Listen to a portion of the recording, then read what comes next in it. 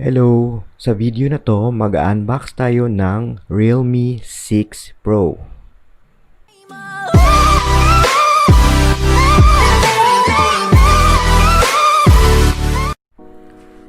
Okay, before natin buksan yung box, mag-overview lang muna ako kung ano yung mga specs nito. Okay, so mag-start tayo kung anong color to. So, yung available na color is lightning blue and lightning red. And yung i-unbox natin is lightning red. Okay, so yung specs niya, meron siyang 64MP AI quad camera. Then, meron siyang 90Hz ultra smooth display. Then, 30W fast charge. Then, dual in-display selfie.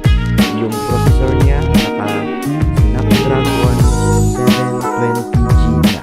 And yung OS niya is REALME.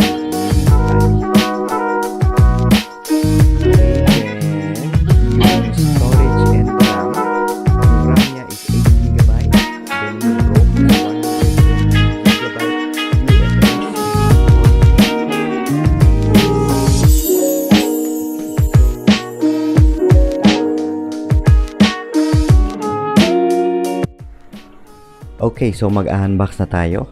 Tingnan muna natin yung box. Okay, 6 Pro Realme. Ayan.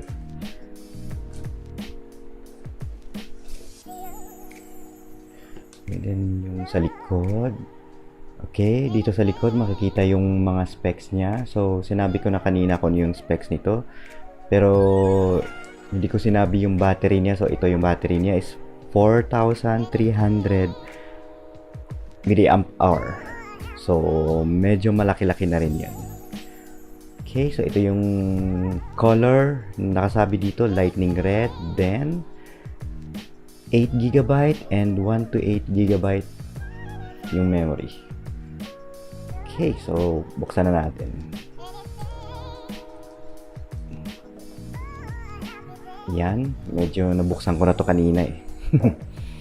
Okay, hey, welcome to Realme family. Ayan, galing ah. So, ano yung laman nito? Tingnan muna natin to. Okay, meron pala siyang jelly case. Okay, so yung jelly case niya medyo dark pero maganda rin. Okay, then ito yung mga hindi natin binabasa, yung warranty card. Ayan. So, ano bang naman ito? Wala na. Okay, punta tayo dito sa phone. Natin siya. Yan. As makikita nyo, ito yung color niya na parang red na may purple. Okay, so lagay muna natin dyan. Ito yung fast charge niya. So, tingnan nga natin kung 30W talaga to. Wala namang sinabi na 30W, pero sabi nila daw, yung charger na to is 30W. So within 15 minutes, maka-charge ka ng 40%, up to 40%. Okay, then yung full, sabi ni Realme, yung full charge nito is 1 hour, up to 100%. Okay, so yun lang, walang headphones. Okay, ito. Okay, ito yung data cable niya. Ito yung USB-C na ata ito eh. Tingnan nga natin. Ayan, USB Type-C na siya. Asa makikita nyo. Yun. Okay, then ito yung SIM ejector pin. Yan. Okay, punta na tayo sa phone. Buksan natin. Yan. So, tingnan nyo. Parang purple siya na red. Pero yung color niya talaga is red. Lightning red. Okay, kunin natin to. Okay, as you can see, meron siyang parang kidlat na design. As you can see, yung likod niya at harapan niya is glass. So, sabi dito sa specs, Corning Gorilla Glass 5 yung likod at harap. Okay, then meron parang mga medyo konting gas-gas. Kasi nagamit ko na to kanina, pero ano lang siya.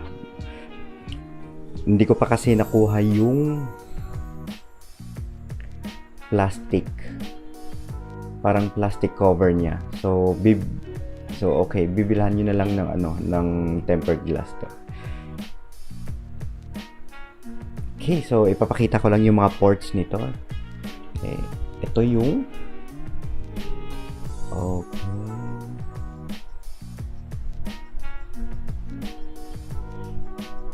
ayan, ito yung USB Type-C port.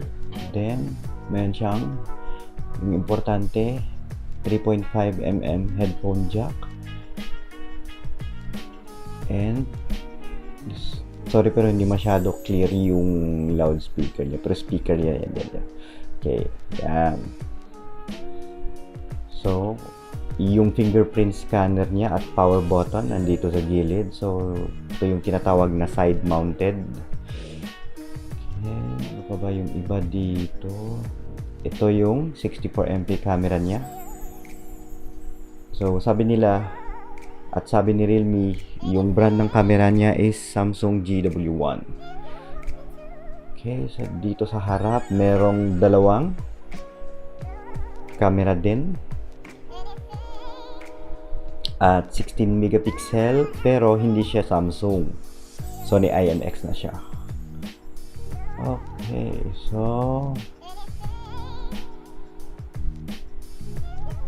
ito yung volume rocker niya.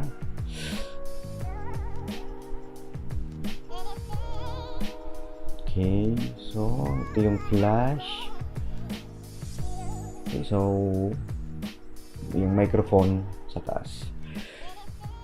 Okay, so ang ano ko lang dito, yung verdict ko lang dito is maganda siya when it comes sa design, pero hindi ko pa na-try kung ano siya kabilis sa software at sa mga games at yung camera mismo. So sa ngayon ano lang tayo, quick unboxing lang. Papakita ko lang kung anong laman ng box. So ulit tayo, walang headphone jack, SIM ejector pin, yung cable. Okay, at nga pala, meron siyang free Realme bag. So ang ganda na rin ng bag, merong 6. Okay, so yun lang muna. Mag-upload na lang ako ulit ng bagong video para sa review. So, thank you sa panonood and God bless po. Bye!